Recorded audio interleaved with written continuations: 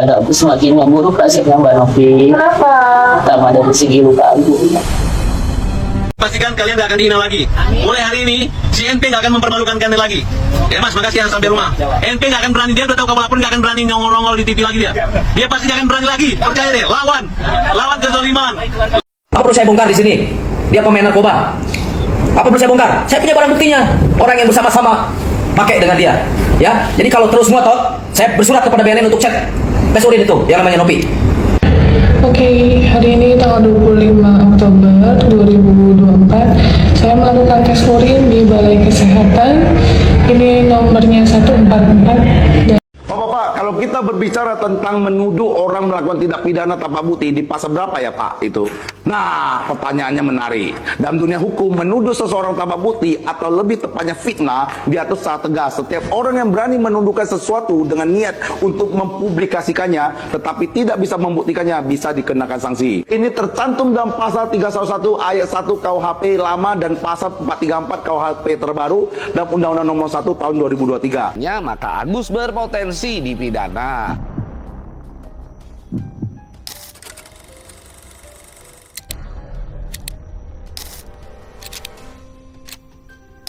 Perseteruan antara Agus dan Novi ya, ini berbuntut panjang, berawal dari podcast munculnya donasi 1,5 miliar yang ternyata setelah dicek tidak digunakan sebagai semestinya. Kira-kira Bang, sebenarnya ada potensi hukum nggak? Jadi terkait perkaranya atau kasus donasi yang dikumpulkan oleh Agus dan istrinya yang mana diinfokan atau disosialisasikan oleh Novi ke ruang publik. Ada lihat satu pengacara senior gitu ya, berbicara di televisi yang mengatakan bahwa seolah-olah itu secara moral memang iya, tapi secara hukum tidak berdampak. Justru gue ingin sampaikan, silakan dibuka ruang debat. Karena apa? Menurut gua si pengacara tersebut telah keliru besar begitu ya. Kenapa gua katakan keliru? Karena secara moral dan secara hukum dua-duanya dapat berpotensi dipersalahkan gitu. Kita bahas dulu secara moral. Kalau secara moral jelaslah karena seseorang yang tadinya orang simpati gitu ya dengan dia, orang berempati dengan keadaan yang dia miliki, lalu akhirnya ada pihak yang menyebarluaskan, menginformasikan kepada publik, mengajak orang-orang untuk berempati juga terhadap orang tersebut, lalu menyumbangkan uang, ternyata uang dipakai untuk kepentingan pribadi. Tentu itu adalah perbuatan yang immoral, itu adalah perbuatan yang benar-benar di luar dari batas-batas moral di dalam kehidupan sosial begitu. Jadi bagi gua itu adalah perbuatan yang tidak bermoral begitu ya.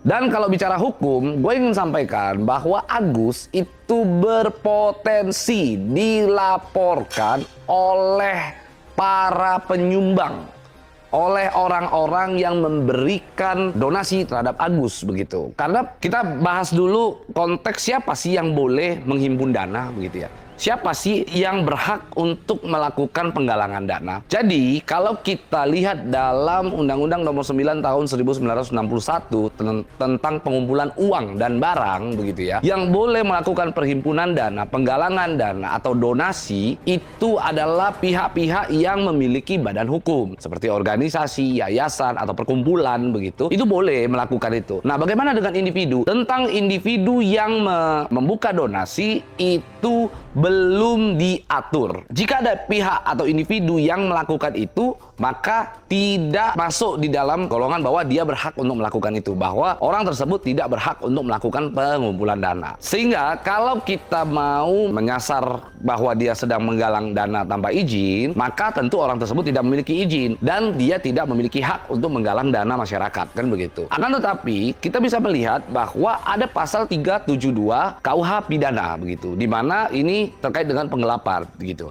Konteks dari pasal 372 ini simpel. Ada uang ya kan atau barang begitu ya di dalam penguasaan seseorang. Lalu orang tersebut menggunakan uang atau barang tersebut untuk kepentingan pribadi, digelapkan untuk kepentingan pribadi. Penggelapan itu bisa berbagai macam cara. Bisa disimpan untuk kepentingan pribadi atau dimiliki secara pribadi, dialihfungsikan. Jadi Misalnya, uang tersebut misalnya gue titip ke si A gitu ya. Ini uang katakan 1 juta, tolong dong belikan saya handphone misalnya. Ternyata uang tersebut tidak dibelikan handphone. Uang tersebut justru membeli barang-barang keperluan dari orang tersebut begitu ya. Si A tersebut dia belikan misalnya baju atau sepatu. Nah, maka itu masuk di dalam unsur 372 KUH pidana begitu. Nah, hal ini kan juga sama seperti apa yang dilakukan oleh Agus begitu. Ketika ada uang yang masuk ke dalam rekening pribadi istri daripada Agus, yang mana uang tersebut diharapkan atau diinginkan oleh masyarakat untuk uang tersebut dipergunakan sebagai pengobatan mata daripada Agus. Akan tetapi ternyata uang tersebut tidak dipergunakan untuk itu. Uang tersebut justru dipakai untuk kepentingan pribadi. Maka saya sebut bahwa Agus berpotensi dipidana dengan pasal 372 KUH pidana, yaitu tentang penggelapan. Bahkan di sana juga berpotensi kena pasal 378 KUH pidana, yaitu tentang penipuan. Karena ada rangkaian kebohongan yang diucapkan oleh Agus begitu ya. Ada rangkaian kebohongan yang diucapkan pada saat menggalang dana tersebut. Yang mana penggalangan dana tersebut tadinya kan katanya uang jika sudah dikumpulkan akan diperuntukkan pengobatan. Tapi kalau pada faktanya ternyata tidak digunakan untuk pengobatan, maka itu merupakan rangkaian kebohongan. Ketika rangkaian kebohongan tersebut terpenuhi secara unsur pidananya, maka Agus berpotensi dipidana dengan pasal 378 juga gitu. Jadi 372, 378 merupakan pasal yang mutlak jika orang-orang yang pernah menyumbang, yang telah mentransferkan uang ke rekening istrinya Agus gitu ya, ternyata uang tersebut tidak dipergunakan untuk pengobatannya, bisa melaporkan. Jadi gampang sih sebenarnya. Salah satu pengacara bilang katanya itu uang udah dalam penguasaan Agus. Itu gimana? Memang dalam pasal 372 KUH pidana itu suatu barang yang di dalam penguasaan si terduga pelaku begitu loh. Jadi gini, konsep daripada pasal 372 itu, konsep daripada penggelapan itu adalah, katakan si A ngasih gua barang, ngasih gua uang.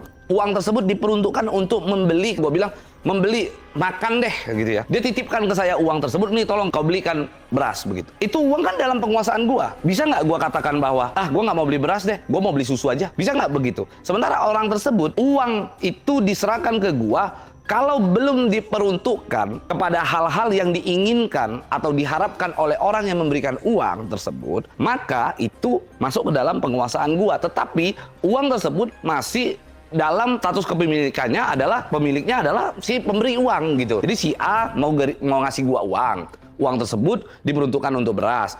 Ini uang yang masih di bawah kekuasaan gua, itu di bawah penguasaan gua, ini adalah uang yang masih miliknya orang tersebut, status kepemilikannya. Ketika gua sudah belikan beras, lalu beras tersebut gua serahkan kepada orang tersebut, barulah gua tuntas tuh kewajiban gua. Artinya gua tidak dibebankan lagi yang namanya pertanggungjawaban. Kan itu sebenarnya konteks daripada 372. Nah, sekarang itu dialihkan fungsinya. Uang yang tadinya katanya untuk berobat mata begitu ya, ternyata uang tersebut bukan dipakai untuk berobat mata. Ternyata uang tersebut katakan dipakai buat untuk belanja Shopee, belanja Tokopedia. Ya jelas itu adalah perbuatan pidana karena mengalihkan fungsi. Nah, kalau dia bilang misalnya pasti ada muncul perdebatan. Loh, itu kan tidak berbentuk barang gitu kan. Karena itu kan adalah mata Agus gitu kan. Fisiknya Agus. Atau juga diperuntukkan untuk Agus berobat. Begitu. Nah, sekarang pertanyaannya adalah, kalau begitu, kenapa harus diinformasikan secara publik kisah hidup daripada Agus? Kisah mata dia akhirnya buta di ruang publik disampaikan, sehingga menarik simpati orang, menarik rasa ingin orang untuk menyumbang begitu. Kenapa harus dilakukan itu? Ketika hal itu dilakukan, maka kisah yang diungkapkan di ruang publik itu sudah menjadi milik daripada orang, menjadi tujuan atau menjadi harapan yang diinginkan oleh banyak orang. Hal itu juga yang membuat orang-orang tersebut akhirnya menyumbang. Kalau nggak ada cerita itu, orang itu nggak akan menyumbang. Kalau tidak ada kisah itu, orang tidak akan menyumbang. Nah, sekarang akhirnya orang menyumbang. Kalau ditanya orang-orang tersebut, menyumbang itu untuk apa? Ya untuk mengobati Agus, mengobati matanya. Nah, sekarang pertanyaannya, ketika uang tersebut sudah diserahkan, dipakai untuk kepentingan pribadi, kira-kira terpenuhi nggak keinginan atau harapan daripada masyarakat? Tentu tidak. Maka jelas itu sudah patut untuk kita duga keras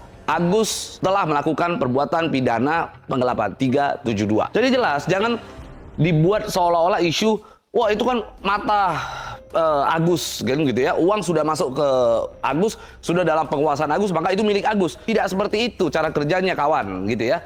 Itu semuanya diberikan oleh para penyumbang karena ada tujuan, ada hal yang ingin dicapai, ada harapan yang ingin dituju begitu. Jadi kalau seandainya uang-uang tersebut diserahkan lalu hanya katanya untuk dibawa penguasaan Agus, siapa yang mau nyumbang? Kalau gitu kembalikan saja uangnya, kan simpel begitu. Sekarang kan Agus melaporkan Novi atas dugaan pencemaran nama baik. Kira-kira tanggapan abang kayak gimana? Air susu dibalas dengan air tuba kan gitu kan. Jadi ada pihak yang sudah baik gitu ya, menawarkan kebaikan dengan sedemikian rupa, lalu ingin mengungkap kebenaran tapi dibungkam dengan sebuah laporan polisi, kan itu menurut gua adalah kekonyolan yang dilakukan oleh Agus gitu.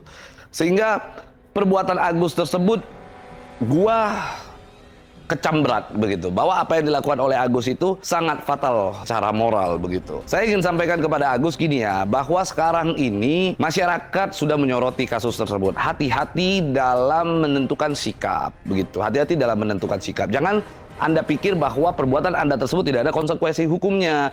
Segala sesuatu yang Anda lakukan selalu ada konsekuensi hukumnya. Intinya adalah harus perhatikan baik-baik. Ada orang yang sudah baik kepada Anda. Saya tidak bermaksud untuk mengatakan bahwa Anda itu orang yang tidak baik, orang yang jahat, tidak seperti itu. Saya masih berempati dengan keadaan Anda yang matanya tidak dapat melihat, begitu ya. Kami masyarakat masih berempati untuk kejadian tersebut. Sehingga jika Anda masih mengharapkan empati tersebut untuk berjalan lebih panjang, maka menurut kami cabut laporan polisi itu. Sudah, jangan buat kegaduhan lagi. Intinya kau salah. Intinya kalau kau memang sudah gunakan uang tersebut, maka kau salah gitu. Apa yang kau lakukan jika kau sudah salah? Minta maaf saja ke publik. Jangan buat tingkah-tingkah melakukan perlawanan, gak ada habisnya itu gitu loh. Jangan sampai Anda itu dimanfaatkan oleh orang-orang tertentu untuk menaikkan pamor orang tersebut, supaya orang tersebut mungkin laku gitu di luaran sana. Jangan sampai gitu. Jadi gue ingin sampaikan kepada Agus, udah stop, cabut laporan polisimu, hentikan. Silakan duduk bareng dengan Novi, minta maaf kepada publik. Jangan kau dimanfaatkan oleh pihak-pihak tertentu untuk menaikkan pamor orang-orang tertentu. Ingat itu.